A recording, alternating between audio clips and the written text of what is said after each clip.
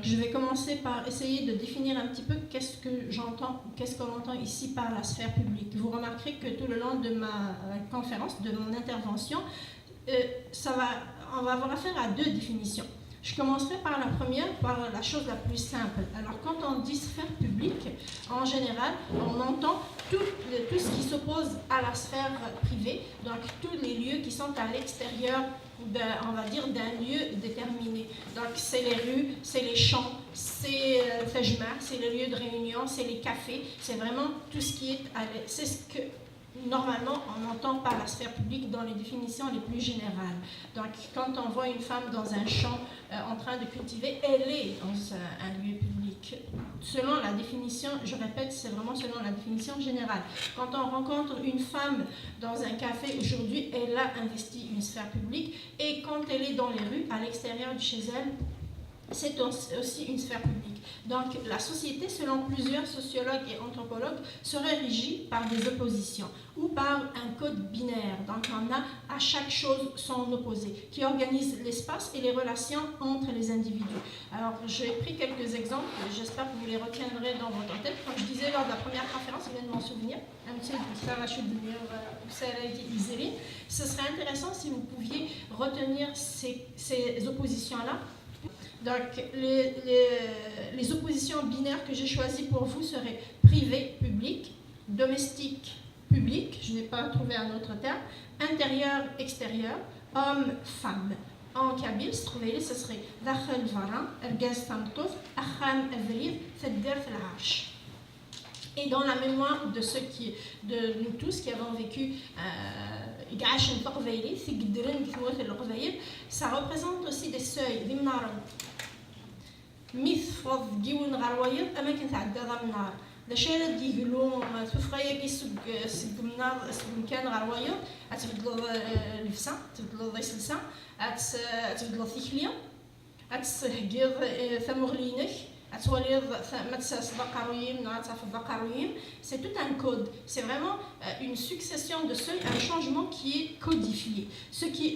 Mais ce qui nous intéresse aujourd'hui, donc actuellement dans mon intervention, c'est la place de la femme dans la sphère publique. C'est donc l'opposition qui concerne la femme en tant que telle. Alors, suivant l'exemple que je vous ai donné plus haut, les espaces sont donc délimités selon les individus à peu près comme ceci. Femme intérieure, domestique, privée. Homme extérieur, public. Public dans les deux sens. Et les lois sociales ici régissent donc autant l'espace matériel, donc la terre, le territoire, que l'espace immatériel, donc l'espace imaginaire ou l'espace social. C'est ce que ces termes-là nous disent. Et aussi loin que nous pouvons remonter dans notre mémoire en tant que société, tant que et je dirais plutôt notre mémoire consciente. Donc aussi loin que notre mémoire consciente peut remonter, individuelle ou collective, que ce soit notre mémoire collective ou notre mémoire individuelle, nous avons toujours vu et vécu dans une société patriarcale. Donc cette opposition-là met l'homme au-dessus de la femme. Et il y a donc une hiérarchisation qui s'est faite, plaçant l'homme au-dessus, plaçant l'homme dans un rang supérieur à la femme. Nous sommes donc apparemment je pèse mes mots en disant apparemment, nous sommes donc apparemment face à une société doublement régie par des lois sociales qui ont pour rôle de maintenir chacun dans sa place. Mais la question qui se pose, c'est dans quel but ? Pourquoi devons-nous absolument maintenir chaque individu, chaque personne dans l'espace qui lui est convenu, même dans les endroits qui sont communs, comme ce sont des espaces intermédiaires, mais on a quand même un code qui donne à chacun sa place. Donc, c'est ce que je vous dis. Alors, pourquoi ? La réponse la plus simplement donnée, ou la plus simple qui nous vient dans ce cas à notre esprit, vous me direz si je me trompe, c'est le pouvoir le plus fort sur le plus faible. C'est vraiment la réponse la plus logique. L'homme est plus fort que la femme. Donc, quand on passe de la nature vers les relations naturelles, donc la vie dans la forêt, l'opposition du fort au plus faible, on maintient cette dichotomie-là dans la société, et l'homme étant le plus fort, il va garder cette supériorité jusqu'au moment où les données vont changer. Je dis les données vont changer parce qu'actuellement, la force physique ne primant pas sur l'intelligence, nous assistons à un changement qui engendre des heurts, mais qui se fait tout de même. Donc ça, c'est la réponse la plus simple. Sauf que si on retourne dans l'analyse de notre histoire, la réponse n'est pas aussi simple que ça. Puisque l'histoire tente à soutenir un fait qui est tout à fait contraire et particulier à notre société. Jamila l'a quand même souligné tout à l'heure en parlant de Kahina. Donc, si je remonte dans l'histoire, la phrase même qui lui est attribuée dans le discours de Khatib Yassine tente à prouver que la femme dans notre histoire n'a pas toujours assumé ce rôle d'être faible et d'être régie par l'autre. Donc, on a eu une autre organisation, on a eu une autre perception de cette dichotomie-là, si les anthropologues et les sociologues ont raison. Ça reste un questionnement assez important. Donc, nous avons des traces de matriarcat qui subsistent non seulement, alors je vous parlais tout à l'heure de mémoire consciente. La mémoire consciente nous révèle la suprématie de l'homme, les femmes sont assujetties à l'homme. Sauf que notre mémoire inconsciente qui se reflète, et Hassiba l'a si bien souligné, dans les paroles que nous échangeons, donc dans notre façon de vivre, nous dit qu'on a des traces d'un matriarcat très ancien dans notre société. Alors l'exemple le plus simple qu'on donne, c'est le lien que conservent nos enfants avec leurs oncles maternels, avec la famille maternelle. On a encore des groupes en Kabylie, je ne dirais pas on a encore, mais il y a une quinzaine d'années, on avait encore des villages où les enfants des sœurs étaient pris en charge par leurs oncles maternels pendant au moins 1 année à 2 ans. C'est un attachement au matriarcat qui est assez particulier. La façon dont un enfant évoque le nom de sa mère aussi est une évocation. Donc notre mémoire inconsciente.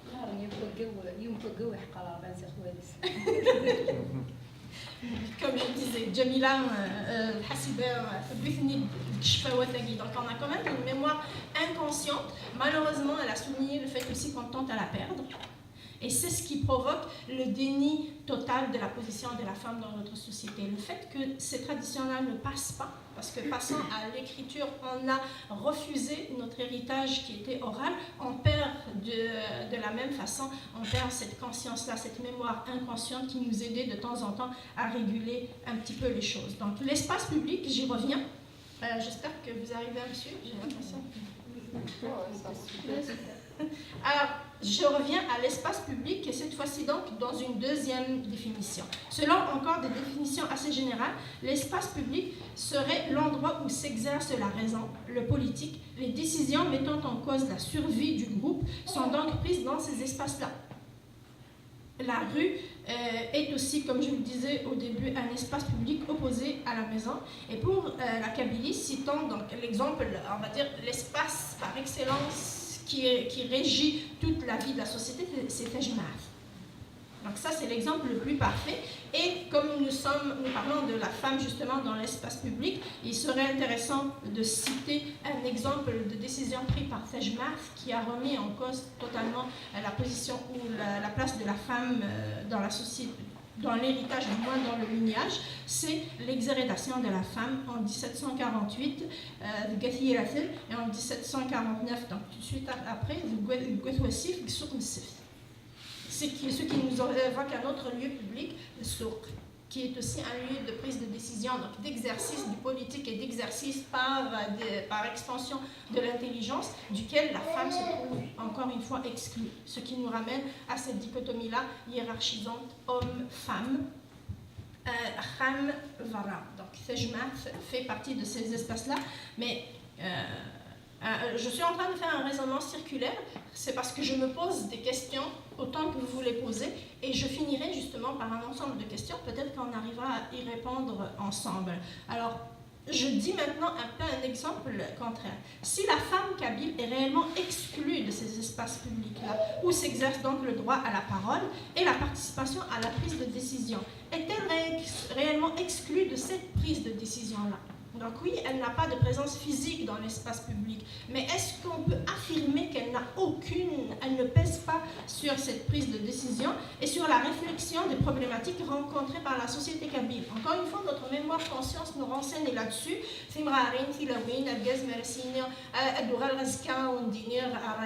Est-ce que nous ne savons pas tous quelque part, ou nous ne supposons pas tous que les armadas signifiant sa femme, notamment, et généralement,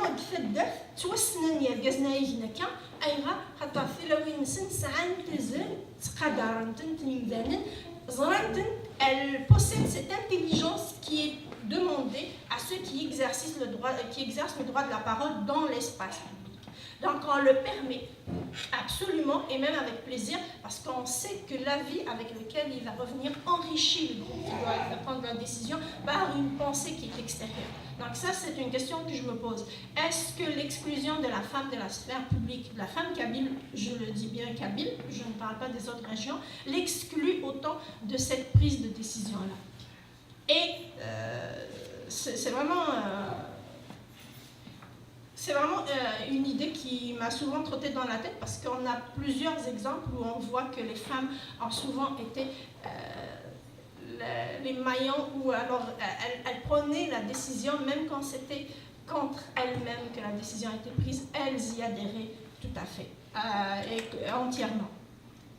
Et dans ce cas-là, je pose une autre question, donc, suivant les deux définitions que je vous avais dit. Est-ce que la définition de l'espace public telle qu'énoncée, telle que posée plus haut par les différentes sociétés externes à la nôtre, correspond effectivement et réellement à la réalité de la Kabylie? Est-ce qu'il ne conviendrait pas de revoir la définition de cet espace public-là? Puisque la femme kabyle, alors en plus de ça, donc elle a accès à la décision, elle a en plus accès à la plupart de ces espaces-là. Ils ne lui sont pas interdits. Sans y exercer le pouvoir de la parole, elle a un droit de passage. كيف الدافنة تجمعت إلا وفريد ديسي وكان تحضر فيها في لوين سيني تعداين تديرين يرجز نقيما. Ce que par contre, ce qui se produit quand elle passe, c'est quand les hommes doivent cesser toute discussion. Ou ils doivent faire attention à leur langage. Les femmes aussi doivent passer silencieuses. Silencieuse, ça dépend de leur âge, je dirais, mais oui. Donc, est-ce que son exclusion, donc est-ce qu'on peut parler d'une exclusion, ou alors est-ce qu'on peut tout simplement parler d'une introduction soumise à des lois très strictes? Est-ce qu'on n'a pas affaire encore à un autre code qui statue sur la façon dont elle doit être abordée dans ces espaces publics-là? Et donc, si dans notre société traditionnelle, la participation de la femme, tout comme, ça m'amène, excusez-moi, à une autre conclusion, donc cette phrase-là, pour être comprise. Alors, je viens de parler de lois qui régissent la présence de la femme dans l'espace public, mais je viens aussi, par la même occasion, d'évoquer le fait que l'homme, dans cet espace-là, en présence de la femme, est soumis à des lois. Et il est effectivement soumis à des lois, même en l'absence de la femme. Donc, est-ce qu'on n'a pas affaire à des lois, à des accords, à des actes signés par ces deux parties de la société-là qui s'appliquent autant à l'homme qu'à la femme? Donc, l'homme et la femme sont obligés dans la société kabyle d'obéir aux mêmes lois. Ils sont soumis aux mêmes lois. Un homme ne peut pas dire « je veux que ma femme soit présente ici, je mets à faire avec moi ». Est-ce que vous vous imaginez, même si vous le voulez,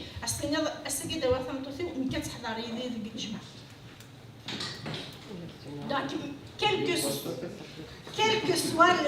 que soit l'envie de parité qui nous anime, on a cette obéissance qui nous est intrinsèque à ces lois-là, et c'est ce que les sociologues et les anthropologues vont aussi appeler l'habitus phénomène. Donc, ce sont des lois qui vont régir nos sociétés qui se transforment par la suite en habitude, en habitus, qui, ça va être comme une sorte de réflexe. La peine, elle peut aller n'importe où. Mais cet espace-là, c'est comme une sacralité qui va l'entourer et qu'on ne peut absolument pas transgresser. C'est vraiment pas... ce ne sont pas seulement les hommes qui interdisent à leurs femmes tejma, je n'ai pas encore rencontré de famille dîner. Peut-être qu'elles en ont envie, mais jamais aucune n'a évoqué cette idée-là. Donc, à l'extérieur, j'y arrive à la fin. À l'extérieur, comme je disais, on a d'autres lieux publics qui sont les rues. Les rues sont pour une femme en Kabylie, c'est une chose absolument normale. Il n'y a aucune interdiction. Elle rencontre un cousin, un oncle, Avarani. C'est régi aussi par Niouvrid, effectivement. On a toujours des lois. On est une société qui est extrêmement codifiée, mais on a accès à cet espace-là sans aucune restriction. Les champs. Et là, je vais me permettre de parler de mon expérience personnelle, Encore une fois, c'est un espace public, mais c'est un espace public commun qui est occupé à tour de rôle.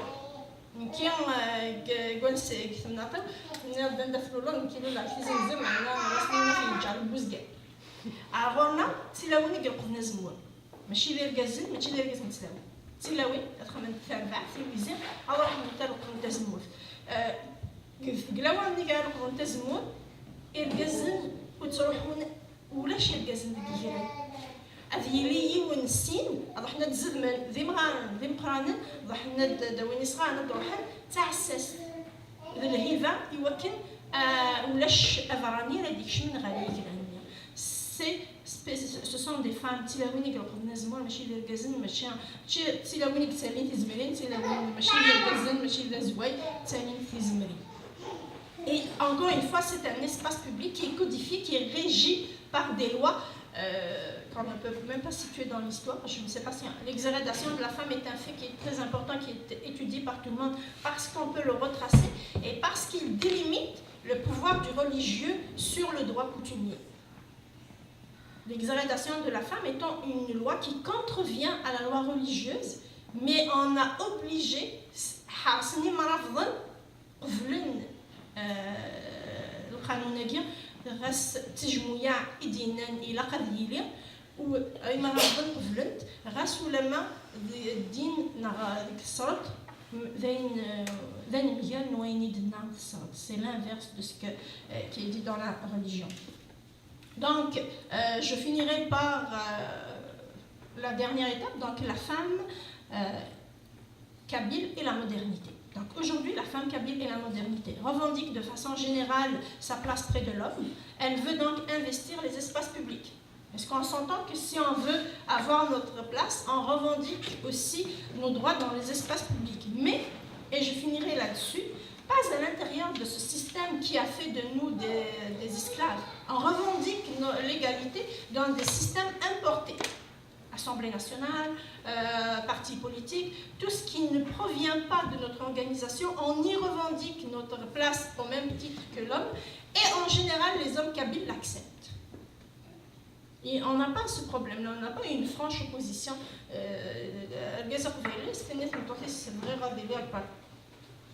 Et ça m'amène à une question. Pourquoi ? Pourquoi l'homme l'accepte-t-il si facilement? Et pourquoi la femme ne revendique-t-elle pas dans nos organisations internes? Pourquoi? Pourquoi est-ce que nous ne le revendiquons pas? Et étant donné qu'on sait pertinemment, on est conscient, hommes et femmes, que l'organisation sociale de la Kabylie est encore et toujours basée sur sur cette dette. Donc, l'éducation politique se fait dans nos villages.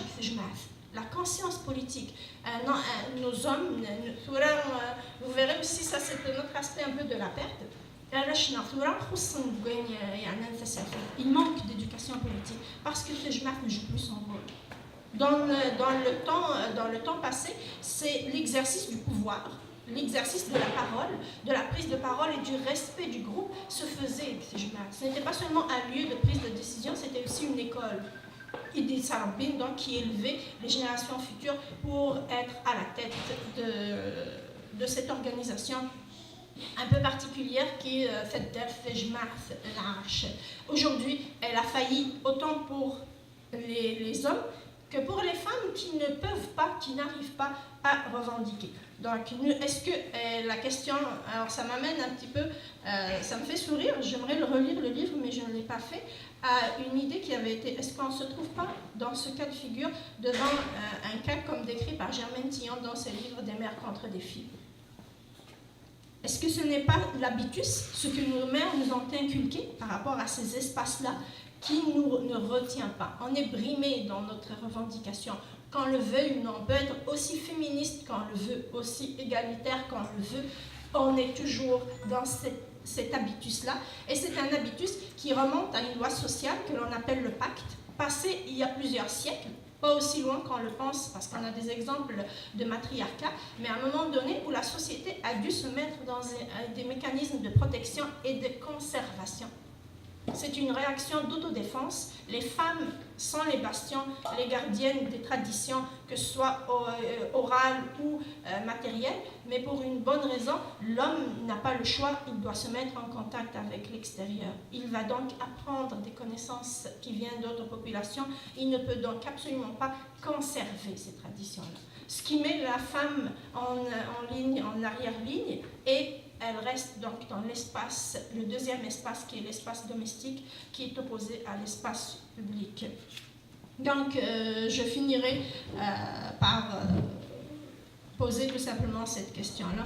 Est-ce que nous nous prenons de la bonne façon dans la revendication de notre espace, de notre rang et de nos droits? Je vous remercie.